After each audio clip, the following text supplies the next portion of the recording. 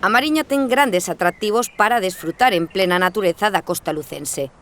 Entre os grandes puntos de interese están os seus miradoiros. Unha das vilas cun gran número deles é Viveiro. Percorremos os máis destacados.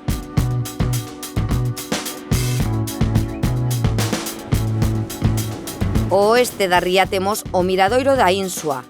Este espazo natural ofrece unhas vistas espléndidas sobre a ría de Viveiro e a paisaxe urbá de fondo. Ao oeste atópase o Miradoiro do Monte Faro. Desde a súa cima, a uns 200 metros de altitude, sorprende as súas vistas do outro lado da ría. Se o tempo permite, pódese divisar a illa Coelleira, onde se di que crece a erva da fertilidade. Un pouco máis alto está o Miradoiro de San Roque. Este espazo natural é un dos preferidos polos viveirenses e turistas.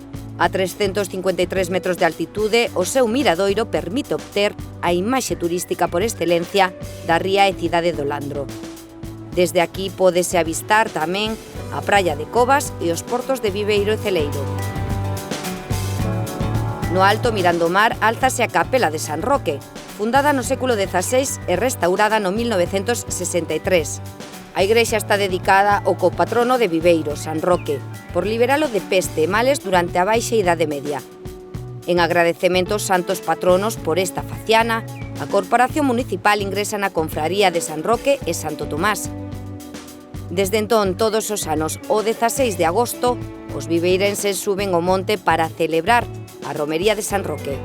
A escasos metros da capela, entre unhas rochas, está a cova coroada cunha cruz, da que, segundo conta a lenda, apareceu o santo de Montpellier. E rematamos este paseo panorámico no Miradoiro de Monte Castelo, en Landrove.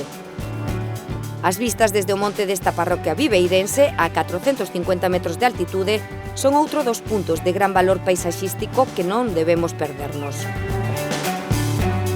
Ademais, podemos facelo sentados. Desde este banco natural podemos contemplar o val de Landrove e de Galdo. A vista tamén queda Bravos e as 15 colinas que rodean o val. No máis alto está a ermida a honra a San Martiño. Nela celébrase unha romería a última quincena de maio e a primeira de xuño, a que acoden moitos devotos en busca da auga milagrosa que, segundo conta a tradición, posee propiedades curativas para enfermedades relacionadas coa vista e o oído. Espazos de gran beleza paisaxística para vivir a costa lucense desde unha panorámica distinta en contacto coa natureza.